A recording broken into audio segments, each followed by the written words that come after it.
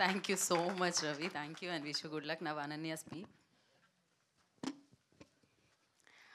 అందరికీ నమస్కారం అండి. ఫస్ట్ ఆఫ్ ఆల్ యదువంశీ గారికి thank you so much for gracing this event అండి.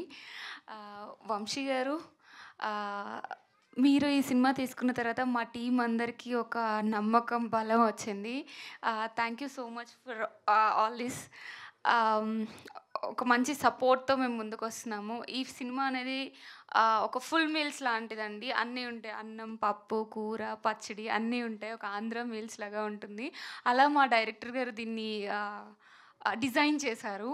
సో మంచి సినిమా. ఆ డిజైన్ చేసిన దానికి మా ప్రొడ్యూసర్ గారు చాలా సపోర్ట్ ఇచ్చారు. అండ్ ఆల్సో రాజేష్ గారు మంచి సపోర్ట్ ఇచ్చారు. ఒక మంచి కాస్ట్ ఉంది.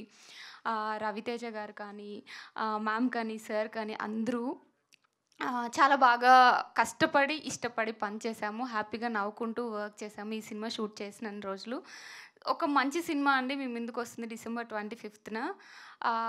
నాకు చాలా మంచి రోల్ ఈ సినిమాలో ఉంది. So please do watch it in December 25th.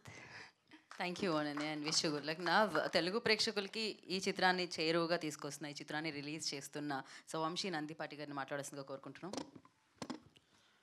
ముందుగా ఇక్కడికి వచ్చిన మీడియా మిత్రులందరికీ ధన్యవాదాలండి. సో ఐ థింక్ ఒక 2 months బ్యాక్ నేను ఈ మూవీని ఇక్కడే ప్రసాద్ ల్యాబ్లోనే కూర్చొని వాచ్ చేశాను. వాచ్ చేయగానే అంటే ఫస్ట్ హాఫ్ వెళ్తూ ఉంది, ఓకే చూస్తా ఉన్నా.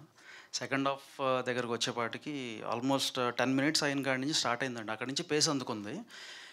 ఇక మూవీ ఆద్యంతో నేను అలా కూర్చుని నేనైతే మెస్మరైజ్ అయ్యి ఆ మూవీ చూస్తా. మూవీ అయిపోయిన తర్వాత ఒక్క 1 minute అసలు ఏం తీశారా అసలు డైరెక్టర్ తీసేసాడు. అంటే వెంటనే పక్కన ప్రొడ్యూసర్ ఉన్నారు. ఇందాక రాజేష్ గారు అన్నట్టు నెక్స్ట్ రోజు కదా అసలు యాక్చువల్లీ ఆ రోజు ఆయనకి sir block buster sir cinema ఇది, మనం బ్లాక్ బస్టర్ చేద్దాం దీన్ని, చిన్న ఇవి ఉన్నాయి అవి మనం ఇక సింపుల్గా కరెక్ట్ చేసుకోవచ్చు. 100% ఈ సినిమా అయితే వచ్చే సినిమాలన్నిటి మీద మనం అయితే దూసుకుంటూ వెళ్ళిపోతాం ఎప్పుడు రిలీజ్ చేసిన ఈ సినిమాని అని అంత కాన్ఫిడెంట్గా చెప్పాను.